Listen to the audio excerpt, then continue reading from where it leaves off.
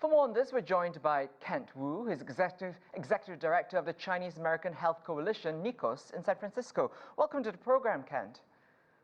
Thank you, and thank you for having me. Absolutely. Now, some say gambling is part of Chinese culture. In fact, we even see casinos around the world targeting Chinese clientele. Is that a fair statement? Is gambling part of the social fabric?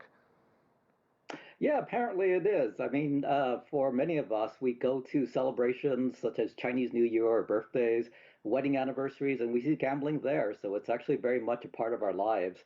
A lot of people also play mahjong throughout the day in their households, and so kids grow up just absorbing it as something that's normal.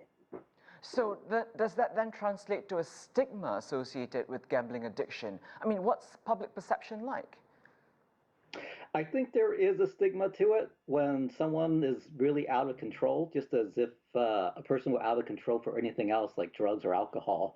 But I think there is also some tolerance in the Asian American community. A lot of people know someone who's got a gambling addiction, and so it's become something of a norm also in that sense.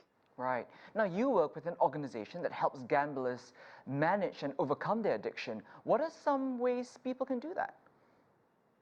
Uh, well, the best way is by seeing a therapist. So generally, people who come in for help will link them up to a therapist who will provide some free counseling. A lot of times, the addiction develops because of some other emotional problems that the person has. And so that therapist will help them work through and look for some of the underlying issues.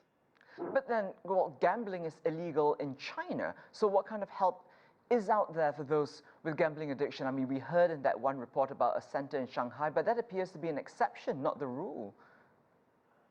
Even though gambling is illegal somewhere, that doesn't mean that gambling doesn't happen. So, as they mentioned in that story, they can still get into online gambling or they can still go to illegal gambling dens. Here in San Francisco, gambling is also illegal, but there's been operations where there have been slot machines in places. There's been mahjong parlors. There's all kinds of gambling that's happening. Right. Now, It's Kent, difficult to control. of course, difficult to control. And we've also seen gambling on the rise because of the pandemic. What can be done to stop this? Again, it would be for people to recognize what a gambling addiction looks like, also to see the destruction that it's doing in their lives, and then admitting that it's something that they need help with. So that's really the first step. It's recognizing the signs of problem gambling and then going to a professional for help with that.